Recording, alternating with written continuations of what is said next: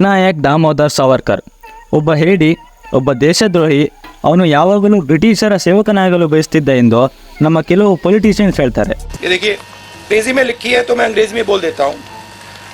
I beg to remain, sir, your most obedient servant, V.D. Savarkar.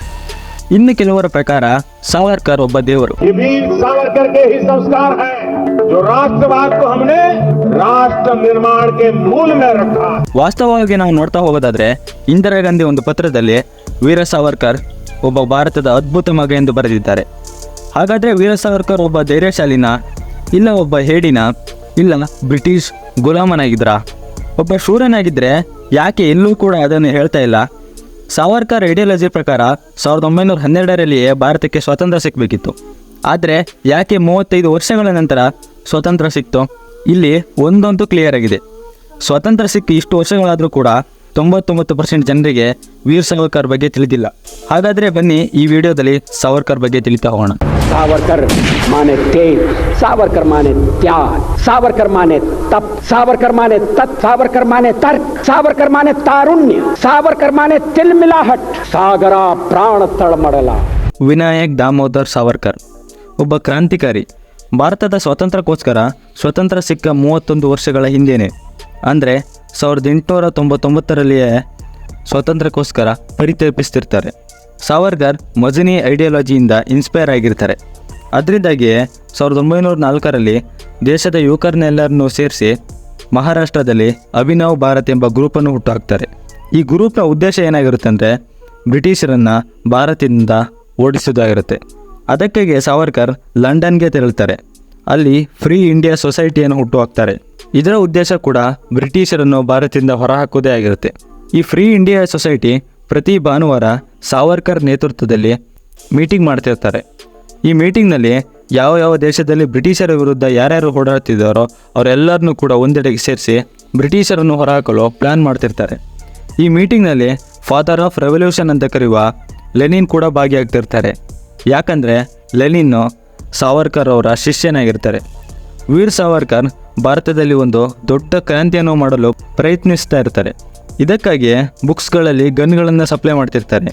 Bomb ಹೇಗೆ ಮಾಡೋದು ಅಂತ ಕಲಿತು ಭಾರತದಲ್ಲಿ ಬಾಂಬ್ ಫ್ಯಾಕ್ಟರಿಗಳನ್ನು ಓಪನ್ ಮಾಡ್ತಾರೆ. ಇಂಪಾರ್ಟೆಂಟ್ ಆಗಿ ಏನಂದರೆ ಪುಸ್ತಕಗಳನ್ನು ಬರೀತಾರೆ, ಆರ್ಟಿಕಲನ್ನು ಬರೀತಾರೆ. ಅದರಿಂದ ದೇಶದ ಯುವಕರ ಮನಸ್ಸನ್ನು ಸೆಳೆಯುವ ಕೆಲಸ ಮಾಡ್ತಾರೆ. ಸಮಯ ಕಳೆದಿದ್ದಾಗೇ ದೇಶದಾದ್ಯಂತ ಸಾವರ್ಕರ್ ಐಡಿಯಾಲಜಿ ಸ್ಪ್ರೆಡ್ ಆಗೋದಕ್ಕೆ ಸ್ಟಾರ್ಟ್ ಆಗುತ್ತೆ. ಇದರಿಂದ ಸೀಕ್ರೆಟಾಗಿ ಭಾರತದಲ್ಲಿ ಬಾಂಬ್ ಮಾಡೋದನ್ನು ಸ್ಟಾರ್ಟ್ ಮಾಡ್ತಾರೆ. ತುಂಬ ಭಾರತೀಯರು ಸಾವರ್ಕರಿಂದ ಇನ್ಸ್ಪೈರ್ ಆಗಿ ಕ್ರಾಂತಿಕಾರಿಗಳಾಗಿ ಬದಲಾಗ್ತಾರೆ. ಬ್ರಿಟಿಷರ ಮೇಲೆ ಅಟ್ಯಾಕ್ ಮಾಡಲು ಪ್ರಾರಂಭಿಸ್ತಾರೆ. ಎಕ್ಸಾಂಪಲು 1908ರಲ್ಲಿ ಖುದಿರಾಮ್ ಬೋಸ್ ಬ್ರಿಟಿಷ್ ಜಡ್ಜ ಮೇಲೆ ಅಟ್ಯಾಕ್ ಮಾಡ್ತಾರೆ. 1909ರಲ್ಲಿ ಮದನ್ ಲಾಲ್ ಧಿಂಗ್ರಾ ಪ್ಯಾರಿಸ್ ಸೆಕ್ರೆಟರಿಯನ್ನು ಕೊಲ್ತಾರೆ. 1910ರಲ್ಲಿ ಕಾನ್ಹಾರಿ, 1931ರಲ್ಲಿ ಭಗತ್ ಸಿಂಗ್, 1940ರಲ್ಲಿ ಉಧಮ್ ಸಿಂಗ್. ಕೇವಲ ಒಬ್ಬನ ಸಿದ್ಧಾಂತದಿಂದಾಗಿ ಭಾರತೀಯರು ಬ್ರಿಟಿಷರ ವಿರುದ್ಧ ಬಂದೂಕನ್ನು ಹಿಡಿಯಲು ಪ್ರಾರಂಭಿಸ್ತಾರೆ. ಆನಂತರ ಬ್ರಿಟಿಷ್ ಸರ್ಕಾರದಲ್ಲಿ ಕೆಲಸ ಮಾಡ್ತಿದ್ದವರನ್ನು ಮತ್ತು ಬ್ರಿಟಿಷ್ ಸೈನ್ಯದಲ್ಲಿ ಕೆಲಸ ಮಾಡ್ತಿದ್ದವರನ್ನು ಒಂದುಗೂಡಿಸುವ ಕೆಲಸವನ್ನು ಮಾಡ್ತಾರೆ. ಅದಕ್ಕಾಗಿ ಹಲವಾರು ಪುಸ್ತಕಗಳನ್ನು ಕೂಡ ಬರೀತಾರೆ. ಅದನ್ನು ಪಂಜಾಬಿ ಭಾಷೆಗಳಿಗೆ ಟ್ರಾನ್ಸ್ಲೇಟ್ ಮಾಡ್ತಾರೆ. ಯಾಕಂದರೆ ಆಗಿನ ಸಮಯದಲ್ಲಿ ಸೈನ್ಯದಲ್ಲಿ ಸಿಖ್ಖರ ಸಂಖ್ಯೆ ಹೆಚ್ಚಿರುತ್ತೆ. ಸಾವರ್ಕರ್ ಸಿದ್ಧಾಂತ ಬರೀ ಭಾರತ ಅಷ್ಟೇ ಅಲ್ಲದೆ ಜಗತ್ತಿನ ಬೇರೆ ಬೇರೆ ದೇಶಗಳಿಗೆ ಸ್ಪ್ರೆಡ್ ಆಗುತ್ತೆ. ಇದೇ ಕಾರಣಕ್ಕೆ ಅಭಿನವ್ ಭಾರತ್ ಬ್ರಾಂಚಸ್ನ ಇಂಗ್ಲೆಂಡ್, ಫ್ರಾನ್ಸ್, ಜರ್ಮನಿ, ಅಮೇರಿಕಾದಲ್ಲಿ ಪ್ರಾರಂಭಿಸ್ತಾರೆ. ಇದರ ಮೆಂಬರ್ಸ್ಗಳು ರಷ್ಯಾ, ಐರ್ಲ್ಯಾಂಡ್, ಈಜಿಪ್ಟ್ ಮತ್ತು ಚೈನಾದಲ್ಲಿ ಹಬ್ಬಿಕೊಳ್ಳುತ್ತೆ. ಸಾವರ್ಕರ್ ಅವರಿಗೆ ಗೊತ್ತಿರುತ್ತೆ ಬೇರೆ ದೇಶಗಳು ನಮಗೆ ಸಪೋರ್ಟ್ ಮಾಡೋದ್ರಿಂದ ಬ್ರಿಟಿಷರ ವಿರುದ್ಧ ಹೋರಾಡೋದು ಸುಲಭವಾಗುತ್ತೆ ಅಂತ. 1940ರಲ್ಲಿ ಸಾವರ್ಕರ್ ಸುಭಾಷ್ ಚಂದ್ರ ಬೋಸ್ನ ಭೇಟಿಯಾದಾಗ ಬ್ರಿಟಿಷರನ್ನು ಓಡಿಸಲು ಬ್ರಿಟಿಷರ ವಿರುದ್ಧ ಇರುವ ದೇಶಗಳನ್ನು ಸಹಾಯ ತೆಗೆದುಕೊಳ್ಬೇಕು ಅಂತ ಹೇಳ್ತಾರೆ. ಇದೇ ಕಾರಣಕ್ಕೆ ಬ್ರಿಟಿಷರು ಸಾವರ್ಕರ್ ಅವ್ರನ್ನ ಡೇಂಜರಸ್ ಸಾವರ್ಕರ್ ಅಂತ ಕರೀತಾರೆ. ಇದರಿಂದ ಸಾವರ್ಕರ್ ಲಂಡನ್ನಿಂದ ಪ್ಯಾರಿಸ್ಗೆ ಶಿಫ್ಟ್ ಆಗ್ತಾರೆ.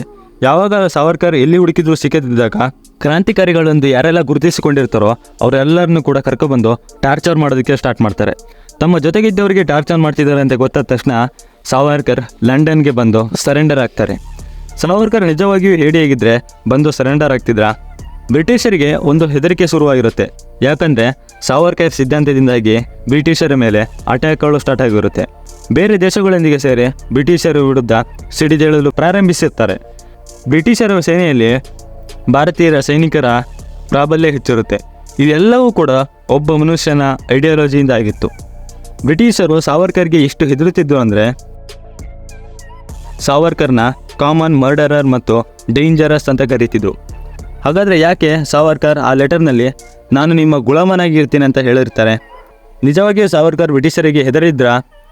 ಆ ಲೆಟರ್ ಹಿಂದಿರೋ ರೀಸನ್ ಏನು ಅಂತ ನಾವು ನೋಡೋದಾದರೆ, 14 ನವೆಂಬರ್ 1913ರಲ್ಲಿ ಸಾವರ್ಕರ್ ಹೋಮ್ ಸೆಕ್ರೆಟರಿ ರೆಜಿನಾಲ್ಡ್ ಕ್ಯಾರಡಾಕ್ಗೆ ಈ ಲೆಟರ್ನ ಬರೀತಾರೆ. ಆ ಲೆಟರ್ನಲ್ಲಿ ನಾನು ನಿಮ್ಮ ಗುಲಾಮನಾಗಿ ಇರಲು ರೆಡಿ ಇರ್ತೀನಿ ಅಂತ ಬರೆದಿರ್ತಾರೆ. ನಾವು ಇಲ್ಲಿ ಯಾವುದೇ ಸಂದರ್ಭವನ್ನು ಅರ್ಥ ಮಾಡ್ಕೊಳ್ದೇ ಇದ್ದಾಗ ಸಾವರ್ಕರ್ ಬ್ರಿಟಿಷರ ಗುಲಾಮನಾಗಿಯೇ ಕಾಣಿಸ್ತಾರೆ. ನಾವು ಪೂರ್ತಿ ಸಂದರ್ಭವನ್ನು ಅರ್ಥ ಮಾಡ್ಕೊಳ್ಳೋದು ತುಂಬ ಮುಖ್ಯ ಆಗಿರುತ್ತೆ. ಈ ಲೆಟರ್ನ ಸಾವರ್ಕರ್ ಬರೆಯೋದಕ್ಕೆ 2 ರೀಸನ್ಸ್ ಇದ್ದಾವೆ. 1919ರಿಂದ 22ರವರೆಗೆ ಭಾರತದಲ್ಲಿ ಖಿಲಾಫತ್ ಮೂವ್ಮೆಂಟ್ ನಡೀತಿರುತ್ತೆ. ಈ ಸಮಯದಲ್ಲಿ ಈ 3 ಜನರಿಗೆ ಟರ್ಕಿ ಮತ್ತು ಅಫ್ಘಾನಿಂದ ಒಂದು ಸಂದೇಶ ಹೋಗುತ್ತೆ. ಇದರಲ್ಲಿ ಹೇಳಿರ್ತಾರೆ, ನೀವು ಭಾರತಕ್ಕೆ ಬನ್ನಿ, ಬ್ರಿಟಿಷರನ್ನು ಓಡಿಸಿ ಭಾರತವನ್ನು ಒಂದು ಇಸ್ಲಾಮಿಕ್ ರಾಷ್ಟ್ರವನ್ನಾಗಿ ಮಾಡಿ ಎಂದು. ಸಾವರ್ಕರ್ ಅವರಿಗೆ ಭಾರತದಲ್ಲಿ ಮೊಘಲರ ಆಡಳಿತವನ್ನು ನೋಡಿದ್ರಿಂದ ಭಾರತದಲ್ಲಿ ಇಸ್ಲಾಮಿಕ್ ರೂಲ್ಗಿಂತ ಬ್ರಿಟಿಷರ ಆಡಳಿತ ಒಳ್ಳೆಯದಂತ ಗೊತ್ತಿರುತ್ತೆ. ಇನ್ನೊಂದು ವಿಷಯ ಏನಂದರೆ, ಆ ಸಮಯದಲ್ಲಿ ಬ್ರಿಟಿಷ್ ಸೇನೆಯಲ್ಲಿ ಮುಸ್ಲಿಮರ ಸಂಖ್ಯೆ ಕೂಡ ಹೆಚ್ಚಿರುತ್ತೆ. ಇಸ್ಲಾಂ ರೂಲ್ ಬಂದರೆ ಅವರೆಲ್ಲರೂ ಕೂಡ ಅದಕ್ಕೆ ಸಪೋರ್ಟ್ ಮಾಡ್ತಾರೆ ಎಂಬ ಉದ್ದೇಶದಿಂದಲೇ ಅವರು ಆ ಲೆಟರ್ನ ನಾನು ನಿಮ್ಮ ಅಧಿಕಾರದ ವ್ಯಾಪ್ತಿಯಲ್ಲಿ ಕೆಲಸ ಮಾಡ್ತೀನಿ ಅಂತ ಹೇಳ್ತಾರೆ. ಸಾವರ್ಕರ್ ಆ ಲೆಟರ್ನಲ್ಲಿ ಇನ್ನೊಂದು ವಿಷಯನೂ ಕೂಡ ಮೆನ್ಷನ್ ಮಾಡ್ತಾರೆ. ಹಿಂದೂಗಳನ್ನು ತಮ್ಮ ಮಿಲಿಟರಿಯಲ್ಲಿ ಸೇರಿಸ್ಕೊಳ್ಳಲು ಹೇಳ್ತಾರೆ. ಭಾರತ ಮತ್ತು ಪಾಕಿಸ್ತಾನ ಡಿವೈಡ್ ಆದಾಗ, ಪಾಕಿಸ್ತಾನ ಭಾರತದ ಮೇಲೆ ಅಟ್ಯಾಕ್ ಮಾಡಿದಾಗ, ಆಗ ಬ್ರಿಟಿಷ್ ಸೇನೆಗೆ ಸೇರಿದ್ದಂಥ ಹಿಂದೂಗಳೆಲ್ಲರೂ ಸೇರಿ ಭಾರತವನ್ನು ಕಾಪಾಡ್ತಾರೆ ಮತ್ತು ಆಗ ಗೆಲ್ತಾರೆ. ಸಾವರ್ಕರ್ ಇನ್ನೊಂದು ಸ್ಟ್ರಾಟಜಿ ಏನಂದರೆ ಅಭಿನವ್ ಭಾರತ್ ಮೂವ್ಮೆಂಟ್. ಇದನ್ನು 1904ರಲ್ಲಿ ಪ್ರಾರಂಭ ಮಾಡ್ತಾರೆ. ಇದರ ಪೂರ್ತಿ ಹೊಣೆಗಾರಿಕೆಯನ್ನು ಸಾವರ್ಕರ್ ಹೊಂದಿದ್ರಿಂದ ಜೈಲಿನಿಂದ ಹೊರಬರೋದು ತುಂಬ ಮುಖ್ಯ ಆಗಿರುತ್ತೆ. ಅದಕ್ಕಾಗಿ ಆ ಲೆಟರ್ನ ಬ್ರಿಟಿಷರಿಗೆ ಬರೀತಾರೆ. ಸಾವರ್ಕರ್ಗೆ ಭಾರತಕ್ಕೆ ಸ್ವತಂತ್ರ ತರುವ ಕನಸನ್ನು ಹೊಂದಿದ್ರು. ಸ್ವತಂತ್ರಕ್ಕೋಸ್ಕರ ಸಾವರ್ಕರ್ ಎಷ್ಟನ್ನ ಮಾಡಿದರೂ ಕೂಡ ಯಾಕೆ ಎಲ್ಲೂ ಕೂಡ ಅದನ್ನು ತಿಳಿಸ್ತಾ ಇಲ್ಲ? ಕೇವಲ ಅಹಿಂಸಾ ಮಾರ್ಗವಾಗಿ ನಮಗೆ ಸ್ವತಂತ್ರ ಸಿಗ್ತಾ? ಯಾಕೆ ನಮಗೆ ತಪ್ಪಾದ ಇತಿಹಾಸ ತಿಳಿತಾ ಇದ್ದೀವಿ? ಸಾವರ್ಕರ್ ಇಷ್ಟು ವೀರನಾಗಿದ್ದರು, ಯಾಕೆ ಅದು ನಮಗೆ ತಿಳಿತಾ ಇಲ್ಲ? ಇದಕ್ಕೆ ದೊಡ್ಡ ರೀಸನ್ ಅಂದರೆ ಮೌಲಾನಾ ಆಜಾದ್. ನಾನು ಮುಂಚೆನೇ ಹೇಳಿದಾಗೆ ಭಾರತದಲ್ಲಿ ಖಿಲಾಫತ್ ಮೂವ್ಮೆಂಟ್ ನಡೀತಾ ಇದ್ದಾಗ ಮೌಲಾನಾ ಆಜಾದ್ ಆಟೋಮನ್ ಕ್ಯಾಲಿಫೇಟ್ನ ಭಾರತಕ್ಕೆ ತರಲು ಪ್ರಯತ್ನಿಸ್ತಾ ಇರ್ತಾರೆ. ಆದರೆ ಸಾವರ್ಕರ್ ಅದನ್ನು ಫೇಲ್ ಮಾಡ್ತಾರೆ.